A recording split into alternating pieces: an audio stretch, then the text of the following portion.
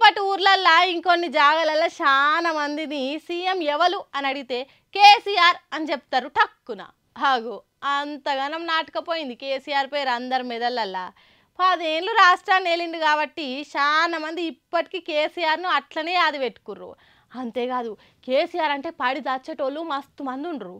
అభిమానులు ఉన్నారని తెలుసు కానీ గీ రేంజ్ అభిమానులు ఉన్నారని ఇప్పుడే తెలిసింది. జమ్మెదారి కోయిలో గులాబీల జెండలెత్తి గుంపుగూడి ఓదమే జమ్మెదారి కోయిలో జై తెలంగాణ అని కొంతంతి పాడుకుంటూ కల్లు కల్లు కచ్చరాత కంతులేసి ఆడుకుంటూ కేసీఆర్ బొమ్మ ఎంత ప్రేమ, ఎంత అభిమానం, ఎంత పిచ్చుంటే ఆయన ఫోటోను టాటూ లెక్క వేయించుకుంటాడు చెప్పుర్రి. ఆవేశాన్ని ఆపగలం గాని అభిమానాన్ని ఆపలేమన్నది మళ్ళోపారి రుజువు చేసిండు కదా ఈ అన్నకు కేసీఆర్ అంటే ఎనలేని ప్రేమ అభిమానం ఉన్నాయట.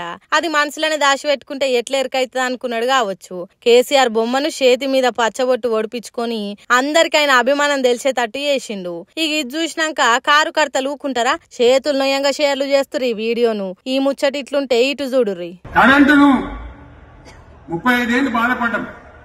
నా బాయికాడ కూడా మోటార్లు కాలి. బీఆర్ఎస్ వచ్చినాక నేను ముఖ్యమంత్రి అయినాక ఒక్కటే యాడలేదు. రెప్పపాటు కూడా కరెంటు పోకుండా 24 గంటల కరెంటు వేయలేదా? మా అంత సిపాయి లేదంటే కేసీఆర్ మంచిగా ఇచ్చిన కరెంటు మీకెందుకు ఏ శాతం అయితే లేదు అని చెప్పి నేను అడుగుతా ఉన్నా. తెలంగాణ ప్రజల పక్షాన్ని అడుగుతా ఉన్నా. ఎందుకు ఇలా ప్రజల గోస ఉంచుకుంటా ఉన్నారు? మళ్ళా మోటార్లు కాలుతున్నాయి, ట్రాన్స్ఫార్మర్లు కాలుతున్నాయి, లంచాలు పెరుగుతున్నాయి, కానీ శాతం అయితే లేదా? మళ్ళీ ఇలా తెలంగాణ పోవన్నా మోటార్ పెట్టడానికి? ఏం దౌర్భాగ్యం ఇది! ఎటువంటి సెల్ నెత్తి మీద పెట్టుకున్నాం మనం. మీరందరూ ఆలోచన చేయాలి. భూముల ధరలేటు పోయినాయి, కరెంట్ ఎక్కడ ఎవడెక్కపాయా? మిషన్ భగీరథ అసెంబ్లీలో నిలబడి ఛాలెంజ్ చేసిన నేను.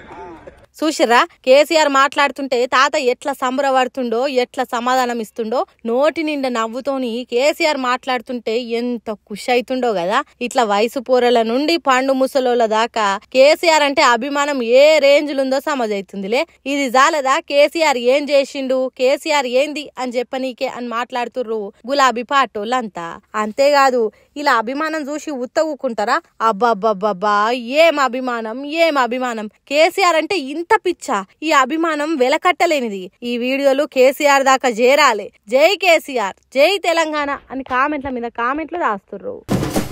పహల్గామ్లో ఉగ్రవాద బద్మాషాలు కాల్పులు జరిపితే మన దేశంలో ఒక్కొక్కరు ఒక్కో తీరుగా మాట్లాడుతున్నారు. ఎవరికేది దోస్తే అది మాట్లాడుతుర్రు. కొందరేమో సెక్యులరిజం అంటున్నారు, ఇంకొందరేమో మతోన్మదాన్ని రెచ్చగొడుతున్నారని అంటుర్రు. మానవత్వాన్ని మతాన్ని ఒక్క తిరుగా చూడొద్దు అంటుర్రు. అట్లా మాట్లాడిన వాళ్ళ మాటలు విన్నాక ఏపీ ఉప ముఖ్యమంత్రి పవన్ కళ్యాణ్ కు కోపం వచ్చిందట. అగో చెప్తున్నాడు ఇనుండ్రి. 26 మంది చనిపోతే మత ప్రాతిపాదికన చంపినా గానీ మన సెక్యులర్ వాదులు, సో కాల్డ్ సూడో సెక్యులరిస్ట్, వాళ్ళు ఏం మాట్లాడుతున్నారు? మతం అడిగి చంపలేదంటారు. చనిపోయిన మధుసూదన్ గారి భార్య అందరూ వాళ్ళ అబద్ధాలు చెప్తారు. వాళ్ళు పాకిస్తాన్ని ప్రేమిస్తా అంటారు. వీళ్ళందరూ ఇక్కడ భారతదేశంలో కూర్చొని మీరు పాకిస్తాన్ని ప్రేమిస్తుంటారు. మొన్న కొంతమంది నాయకులు డిబేట్లో మాట్లాడుతుంటే చూస్తున్నాను.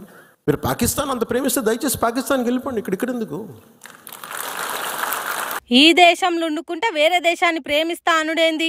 సెక్యులరిజం అని మొత్తుకుంటున్నారు. మతం అడిగి సంపలేదంటున్నారు. క్లియర్ గా అన్ని కళ్ళ ముందు జరిగింది కనిపిస్తలేదా? చచ్చిపోయిన మధుసూదన్ భార్య తప్పు చెప్తుందా? అక్కడున్నోళ్ళు కాల్పులను కళ్ళారా చూసినోళ్ళు చెప్తే నమ్మనోళ్ళు టీవీలలో కూర్చొని సెక్యులరిజం అంటే ఎట్లా, గింత ఘోరమా, ఏంటిది అన్నట్టు గట్టిగా ప్రశ్నిస్తున్నాడు పవన్ కళ్యాణ్. అంతేకాదు పాకిస్తాన్ మీద ప్రేమ ఉల్కవోసేటోళ్ళు ఇక్కడుండు ఎందుకు, అక్కడికే ఓన్రి అన్నట్టు అడుచుకున్నాడు టీవీ డిబేట్లల్లా షిల్లరోరు డొర్రెటోళ్లను. మరి నీచంగా మాట్లాడింది ఎవరు అనేది కూడా చెప్పింది నుండ్రి. వీళ్ళందరూ కాంగ్రెస్ నాయకులు, వీళ్ళందరూ కొంతమంది ఎమ్మెల్సీలు కూడా ఉన్నట్టుగా అనిపించింది నాకు చూస్తుంటే. ఓర్ని అటు ఇటు పోయి కాంగ్రెస్ పార్టీల మీద పడ్డాడు కదా పవన్ కళ్యాణ్. కాంగ్రెస్ పార్టీలే పాకిస్తాన్ సెక్యులరిజం అని టీవీ డిబేట్లలో మొత్తుకుంటున్నారట. మరి వాళ్ళు ఎవరో పేరు చెప్తే ఫలానా మనిషి ఎట్లా పడితే అట్లా మాట్లాడతాడు అనేది పబ్లిక్ కూడా తెలిసేది. కానీ వాళ్ళ పేరు చెప్తలేడు పవన్ కళ్యాణ్. మరి గిట్టని పార్టీ అని ఉత్తగానే బట్టగాల్చి మీదేస్తున్నాడా, లేకుంటే నిజంగానే ఉన్నారా? ఎవరో ఎమ్మెల్సీలు కూడా మాట్లాడుతున్నారని అంటున్నాడు, కానీ వాళ్ళ పేరు చెప్తలేడు. దాంట్లో నిజమేంతో అబద్ధమేంతో మనకు తెలియదు. ఇంకేమంటున్నాడు ఏమంటున్నాడు ఈయనుండ్రి. కాంగ్రెస్ నాయకులు కాంగ్రెస్ లోనే విభేదం ఉంది. నిన్న మొన్నటి దాకా వైఎస్ఆర్సీపీ పార్టీలను తిట్టిన పవన్ కళ్యాణ్ ఇప్పుడు కాంగ్రెస్ పార్టీ ఎంబటి పడ్డాడు. అట్లా మాట్లాడిన కాంగ్రెస్ లీడర్లు మన దక్షిణ భారతదేశం నుంచే ఉన్నారట. అయితే అట్లా మాట్లాడితే ఊకునేది లేదంటుండు.